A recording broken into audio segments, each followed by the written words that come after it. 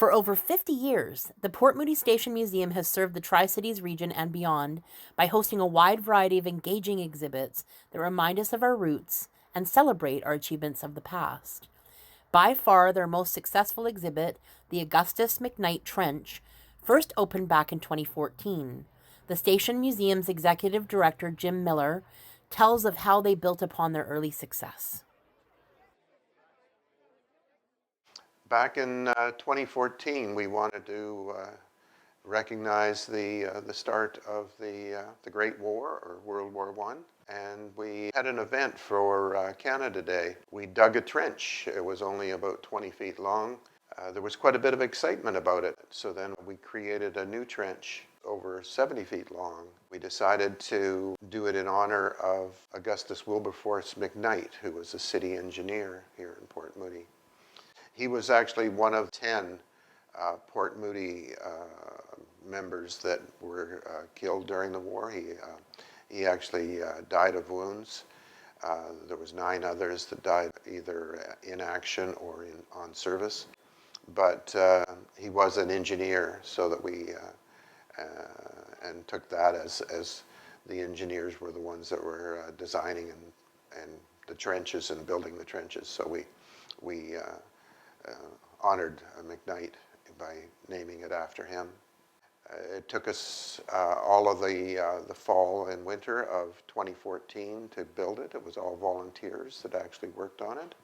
It was quite an experience, actually, because building it during the winter in the rain and the mud and snow, it gave some sort of feeling of what it was like for these guys experiencing the Great War in a trench, other than there wasn't anybody shooting at us or trying to blow us up. So it was quite a moving experience. And then when it was completed, the whole idea was we would take the trench down, but the high schools are really quite interested in it, because where else in BC can you go to learn about the Great War and actually experience firsthand what the Great War might have been like? So we are maintaining the trench as long as we can, and we will see what happens in the future. Today, the McKnight Trench is a superb example of the living conditions endured by our Canadian soldiers who experienced trench warfare in World War I. There are plenty of informative displays, and attention has been paid to every little detail of this exhibit that now includes a replica World War I era biplane. Welcome to the Port Moody trench display, Wilberforce McKnight Trench. My name is Marcus. I'm a curator here at the Port Moody Museum. And with me is Ashley, dressed as a nurse, and Simon, dressed as a private. I'm dressed as an officer.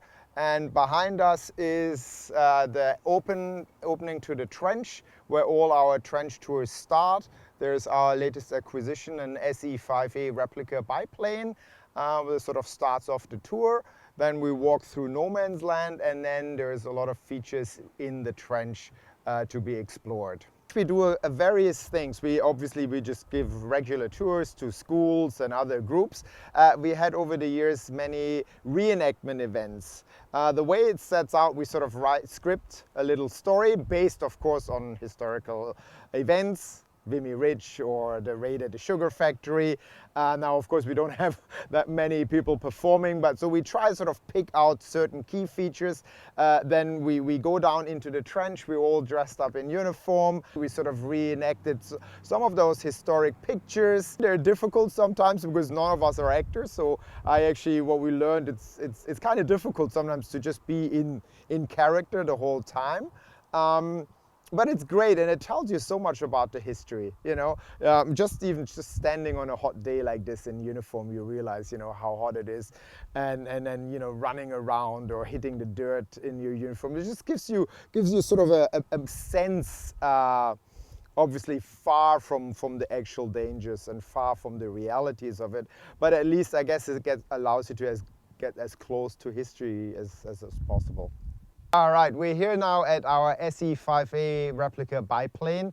It's one of the newest addition to the museum, and now it's of course a couple of years old, but it's a great starter for our trench tours. It starts sort of, we're talking about how initially some of the politicians thought, and one direct quote, the aircraft are the devil's tools and they will never be used.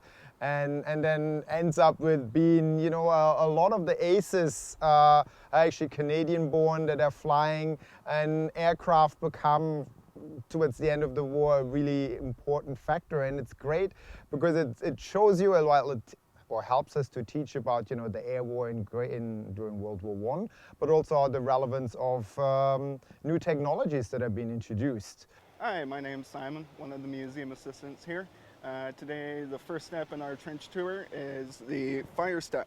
This would have been the front lines of the trenches and where the soldiers would have seen the most action. Danger from opposition snipers and machine gun fire would have been high. Typically, these trenches would have been even deeper, 6 to 12 feet at times. Therefore, peeking over would have been a very dangerous act. Here we have one of the basic observation tools they would have had, a simple periscope with basic mirrors in the bottom. The fire step would have needed to be cleared at all times, ready for any kind of attack. Attacks and raids typically would have happened at midnight and at dawn. My name is Ashley, and today I'm dressed as a nurse. Nurses sometimes had the nickname bluebirds because of our uniforms, the blue and the white.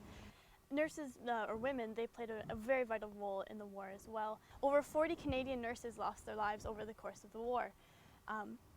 Even, from the safety of behind the lines, so like something like this. So not a very easy job at all. While receiving an award from the city of Port Moody in 2015, Mr. Farner observed that the McKnight Trench had indeed come to mean much more to the city and himself than he ever expected. It was amazing, rather than what I knew is like digging a foxhole and getting all muddy and being cold and horrible. We sort of kind of dug a place, I felt, into the community.